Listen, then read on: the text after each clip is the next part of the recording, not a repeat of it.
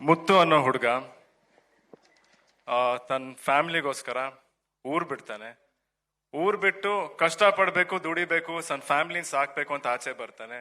ದುಡಿತಾನೆ, ದೊಡ್ಡದಾಗಿ ಬೆಳಿತಾರೆ, ತುಂಬಾ ದೊಡ್ಡದಾಗಿ ಬೆಳಿತಾರೆ. ಬೆಳೆದ ಮೇಲೂ ಮನ್ಸಲ್ಲಿ ತನ್ನ ಮಗುನ ಯಾವಾಗ್ಲೂ ಇಟ್ಕೊಂಡಿರ್ತಾರೆ.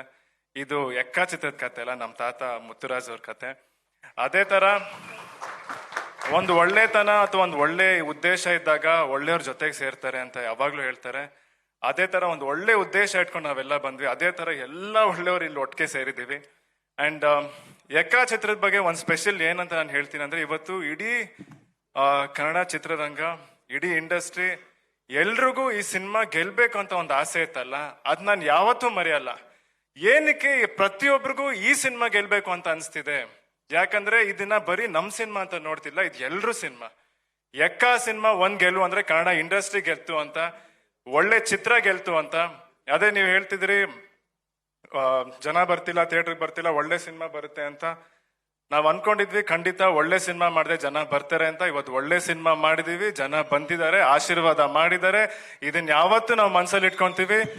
ಚಿಕ್ಕದಾಗಿ ಹೇಳ್ತೀನಿ, ನಾವೊಂದು ಪ್ರಾಮಿಸ್ ಮಾಡಿದ್ವಿ, 8 ತಿಂಗಳಲ್ಲಿ ಬರ್ತೀವಿ, ನಿಮ್ಗೊಂದು ಒಳ್ಳೆ ಸಿನಿಮಾ ಕೊಡ್ತೀವಿ ಅಂತ. ಇವತ್ತು ಎಕ್ಕಾಚಿಂದ ನೀವೆಲ್ಲರೂ ಪ್ರೀತಿಸಿ ಆಶೀರ್ವಾದ ಮಾಡಿದೀರಾ.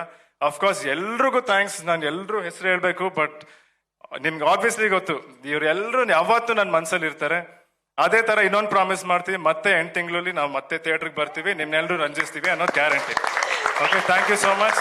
ನಮ್ಮ ಅಪ್ಪ ಅಮ್ಮ ಯಾವಾಗಲೂ ನಮ್ಮ ಮನ್ಸಲ್ಲಿ ಇರ್ತಾರೆ. ನಮ್ಮ ಅಣ್ಣ Ashwini aunty, thank you. Vajreshwari Combines ಖಂಡಿತ ಸೂಪರ್ ಆಗಿ ಹೋಗುತ್ತೆ ಇನ್ ಮುಂದೆ ಇಲ್ಲಿಂದ. ಅಂಡ್ ಜಸ್ಟ್ ಶುರು ಮಾಡಿದೀವಿ, ಇನ್ ಮುಂದೆ ನಡೀತಾನೆ ಹೋಗುತ್ತೆ. ನಿಮ್ಮ ಆಶೀರ್ವಾದ ಪ್ರೀತಿ ಯಾವಾಗ್ಲೂ ಇರ್ಲಿ. ಇಡೀ ಅಭಿಮಾನಿಗಳು ನಾನು ಹೇಳ್ತೀನಿ, ಥ್ಯಾಂಕ್ ಯು. ನೀವು ತೋರ್ಸೋಂಥ ಪ್ರೀತಿನ ಯಾವತ್ತೂ ಮಾತು ಮುಖಾಂತರ ಹೇಳಕ್ ಸಾಧ್ಯನೇ ಇಲ್ಲ. ಅದು ಯಾವಾಗ್ಲೂ ನಮ್ಮ ಮನ್ಸಲ್ಲಿ ಇರುತ್ತೆ. ಅಂಡ್ ಅವ್ರು ಹೇಳಿದ್ರು ಆಗ್ಲೇ ಇಲ್ಲಿ ಹಾಕಿದ್ದಾರೆ, ಮುಗ್ಧತೆಯ ಸಂಭ್ರಮ ಅಂತ. ನನ್ನ ಜೀವನ ಪೂರ್ತಿ ನಾನು ಉಸಿರಿರೋ ತನಕ ಆ ಮುಗ್ಧತೆಯನ್ನ ಕಾಪಾಡ್ಕೊಳ್ಳೋಕೆ ನಾನು ಪ್ರಯತ್ನ ಪಡ್ತೀನಿ.